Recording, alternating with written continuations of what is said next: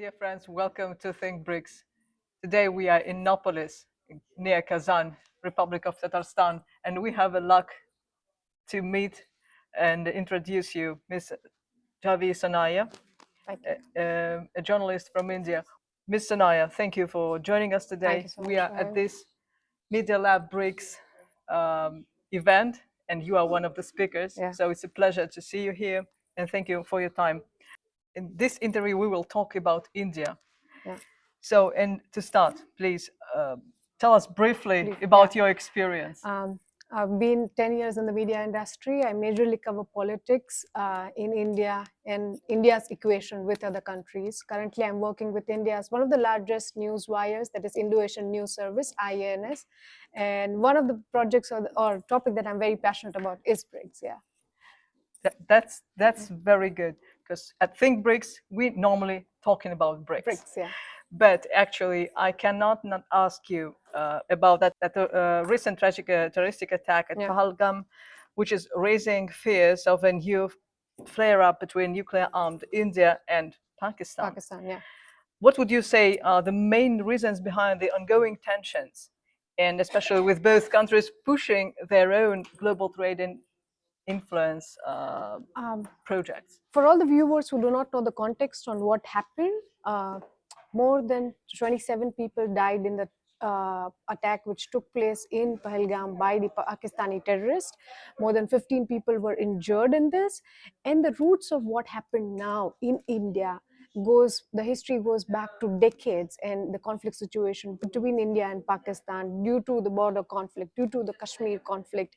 And to just state it in a very simple way, would you talk to someone or would you have discussions with someone who is talking to you right now and attacking your house in the afternoon? Definitely not. And this is the kind of situation that India has with Pakistan, that there is no scope of negotiations, there is no scope of having a discussion around peace or ceasefire, because I don't think whether the Pakistan's defense ministry or the politicians intend to have a conversation. That's the problem.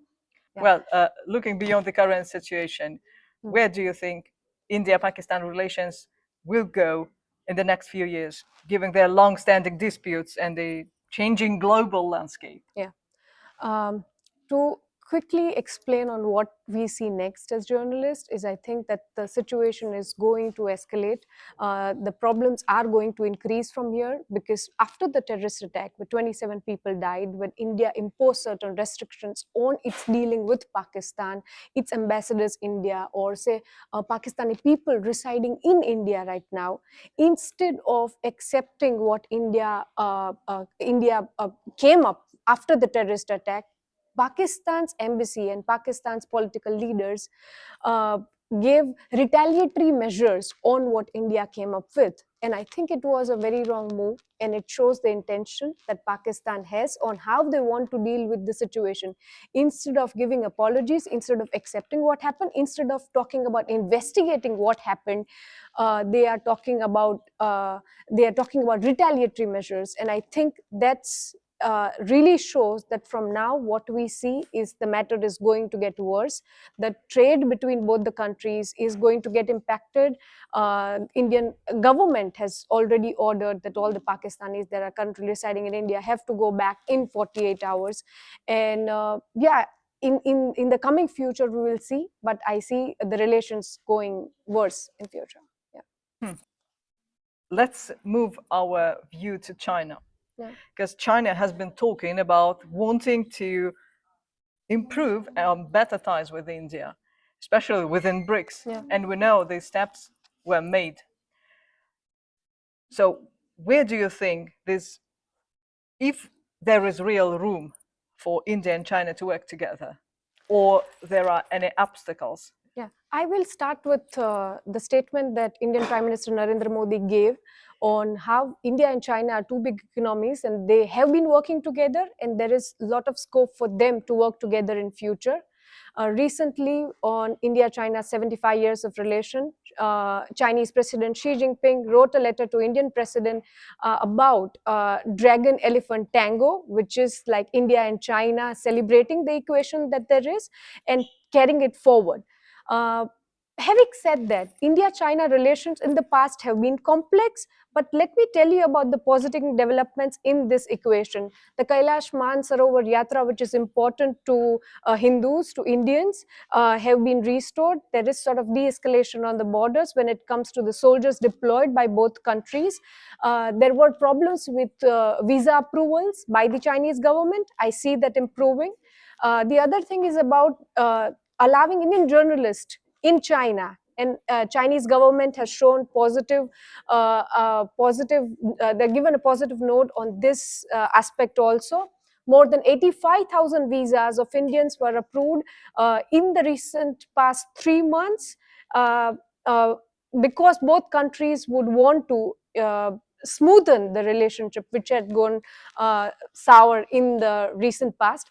Second thing is that it is also China's diplomatic need to improve its relationship with India, because as we all know, Donald Trump is imposing more than 200% tariffs on Chinese goods that will now enter US. The negotiations are going on, but China is looking for newer partners, and who can be better than the largest country in the world, which is India. Largest country in the world, if we are talking The about the population, population, yeah. With the India playing a key role, both the United States and the BRICS nations, and recent political shifts in Bangladesh, yeah. stirring things up originally. What do you see as the big challenges and the big opportunities for India as it manages these important relationships? I would want to emphasize a little on what is happening in Bangladesh, and what's happening with equation to India is very unfortunate. Currently, we see a lot of attacks on minorities in Bangladesh. Sheikh Hasina's government was toppled down, and then Mohammad Yusuf is handling the interim government. He is not the elected president; he is in the interim government.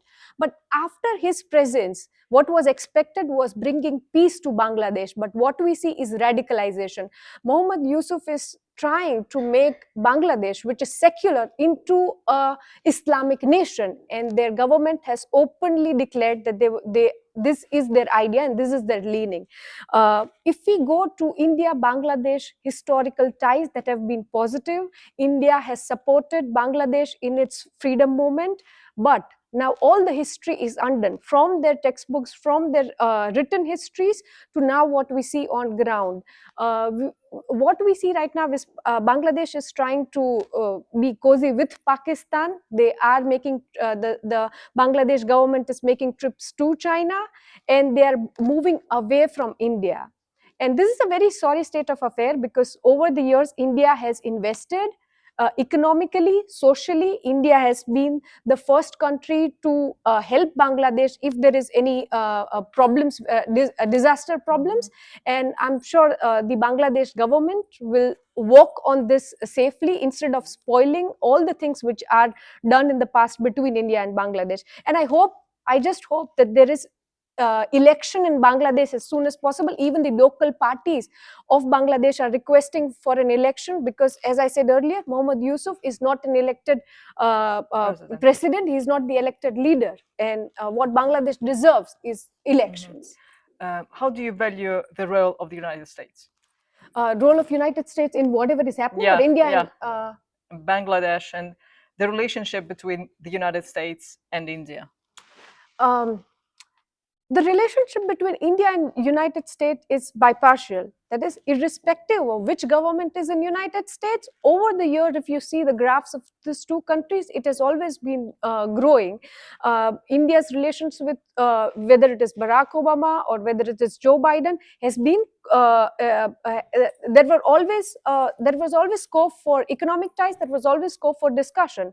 And even when it comes to right now, Indian Prime Minister Narendra Modi did visit USA, and currently, I think just last week, JD Vance was in India, and both countries are negotiating on the tariffs that are imposed on India.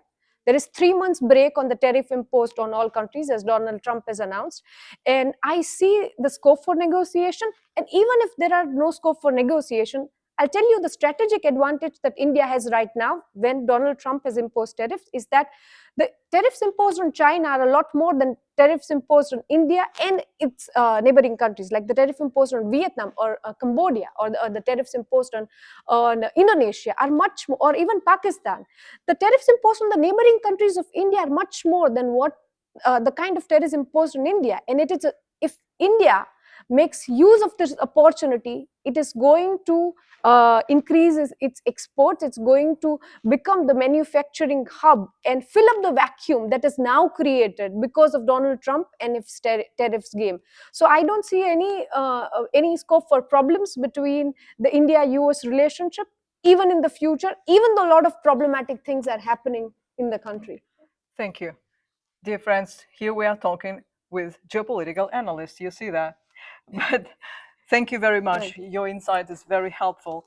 But we are at Media Lab. BRICS, Yeah, Media Lab BRICS. And my last question, if you could suggest one project or idea maybe to help boost media collaboration among BRICS countries, based on your experience, what would you propose?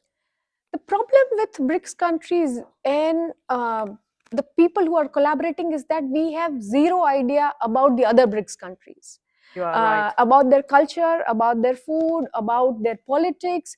All we have are secondary news sources about what's happening in BRICS countries. So I think a fellowship program where, as a journalist or as a doctor or as say an engineer, I have first-hand experience of working in the BRICS countries or exploring it. I think that exchange program is very important. Right now, it is just taking place with Russia.